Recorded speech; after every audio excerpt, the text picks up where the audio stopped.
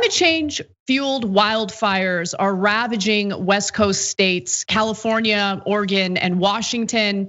The fires have led to a state of emergency in Oregon. In fact, the highest number of fatalities have occurred in that state. At least 15 people have died in the fires overall, with more expected as teams search through burned homes. The fires have consumed more than 3 million acres in California, almost 1 million acres in Oregon, and destroyed entire towns in Washington. In fact, there were 2 wildfires in Oregon that have now merged. It's just, we're dealing with historic fires, certainly in California, and firefighters are having an incredibly difficult time containing any of them. Now, we deal with fire season in California every single year. And every year we keep hearing about how they've certainly been worse. It's accelerated due to climate change. And we hear the same lip service from our Democratic lawmakers. And this is the thing that frustrates me the most, because when people criticize leadership in blue states, they actually do have a point. And it's not because they're too progressive, it's because they're fueled by the same corrupt political system that Republicans are.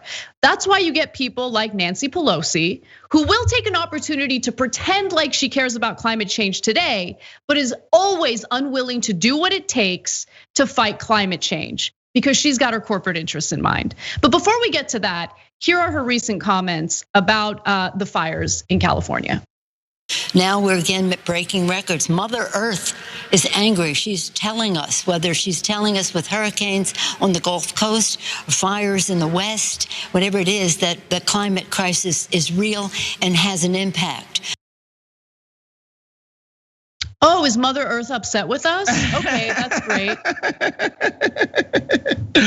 Yeah, where's the part where Nancy Pelosi talks about some policy that she wants to implement to curb some of the effects of climate change, right? To reverse some of this, to get us out of this rut.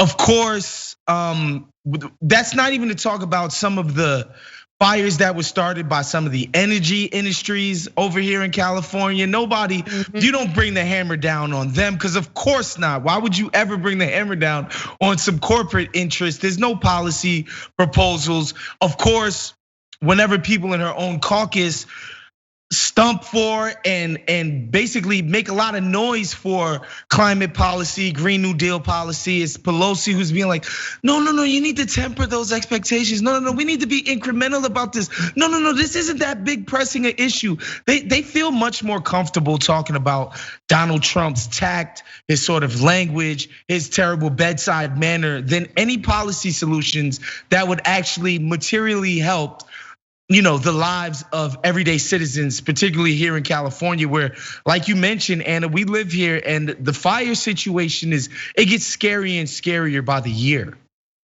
Oh, absolutely. I mean, it's been pretty brutal outside. At least where I'm at, the sky isn't orange yet. Yeah, but you can definitely smell it. You see it in the air. The air quality is a hazard. It's dangerous. You can't really go outside. And yeah, you look at these images and you feel like you're living through the apocalypse. It's really terrifying, especially when you consider all of the other things that are going wrong right now, like the never-ending pandemic, which we of course have no real leadership to get us through. And I want to remind you all that early 2019, Nancy Pelosi was just engaging in this annoying passive aggressive fight with Representative Alexandria Ocasio-Cortez. And in an interview with Politico, she really belittled the Green New Deal, which is actual legislation that would do what it takes to combat climate change. She was quoted as saying, "It will be one of several or maybe many suggestions that we receive. The green dream, or whatever they call it, nobody knows what it is, but they're for it, right? No, maybe you don't know what it is because you're obviously clearly incompetent, but anyone who wants to read that legislation, that proposed legislation, can do it.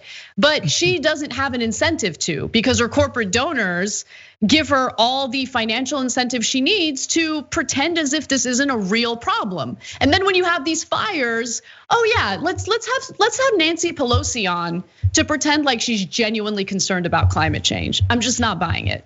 Yeah, the dismissiveness of the green dream comment. It's funny because this is not a dream. This is not a fantasy. What's going on here on the West Coast? Like, this is real. It's about as real as it gets. And so for the Speaker of the House of Representatives in the United States of America to be talking about climate change in such dismissive terms in what is ostensibly supposed to be the progressive left party of this country, it's horrifying, quite frankly. And it's hard to justify Pelosi's speakership. It's harder and harder by the day to justify her in that position and in that job. She's just proven herself ever since she re-won the position to be completely incompetent and overmatched by the job. Yeah, but you know what, Woz? To be fair, she does perform a mean, sarcastic clap. And have you seen her rip up a speech? Like, I mean, it really speaks to me. It's inspiring man, stuff. she looks good in kente cloth. I gotta give it to her. She looks damn good in kente cloth. She's just so embarrassing. Tia Lamala from our members section writes in, and you can become a member at TYT by going to tyt.com/join. I live in Seattle and the smoke is so bad I can barely breathe. It was hard enough to leave the house because of COVID, but now I can't even go check the mail or for a walk on the trail. Yeah, I totally agree with you, and stay safe out there. The thing that's really been keeping me sane during COVID is being able to go out for a super long walk after work, go on a hike. And now that we're just all kind of stuck at home, it is really, really hard. But we really need to organize and hold people like Pelosi accountable. And she's not the only one. I thought it was really interesting when Obama tweeted about the wildfires as well. He tweeted the following with pictures and everything. The fires across the West Coast are just the latest examples of the very real ways our changing climate is changing our communities. Protecting our planet is on the ballot. Vote like your life depends on it, because it does. Just a quick reminder that Obama was in office for 8 years. And at least we could say Obama tried to, he did his best. As far as the climate treaty, he tried to do at least something. At least we could say Barack Obama tried. And again, this is not the show for it, but the Dems' whole vote, the condescension of that messaging is just killing me and my spirit worse and worse by the day. Cause it's like, vote for what? Vote for people like Nancy Pelosi? Like, what are we voting for? I understand you want us to vote for Democrats, just blindly do it, but what are we voting for?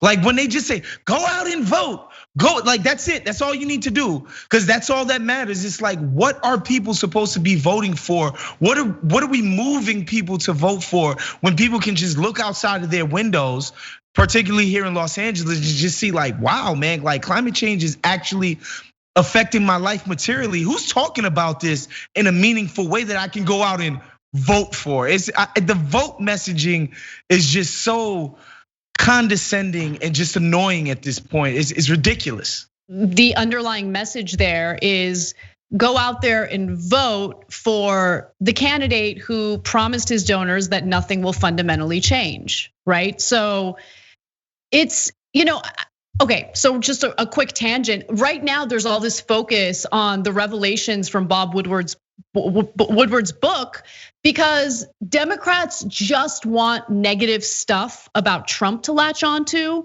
because they don't want to offer any type of policy that actually speaks to voters. It's like, no, we can't. We don't want to change things. But we want to get elected. And so we're just gonna latch onto all of the negative news that we can find on Donald Trump. Look, the negative news on Trump is valid. It certainly is. There's no question.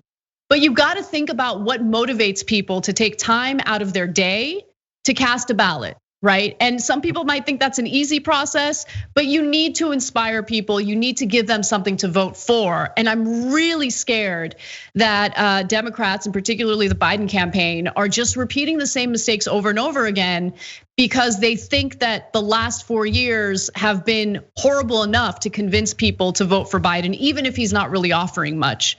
I don't know, they might be right, but I'm not entirely sure. I'm not entirely confident. And I just wish that we had a real candidate who actually does want change to vote for. Thanks for watching The Young Turks, really appreciate it. Another way to show support is through YouTube memberships. You'll get to interact with us more. There's live chat emojis, badges. You've got emojis of me, Anna, John, JR. So those are super fun. But you also get playback of our exclusive member-only shows and specials right after they air. So all of that, all you gotta do is click that join button right underneath the video. Thank you.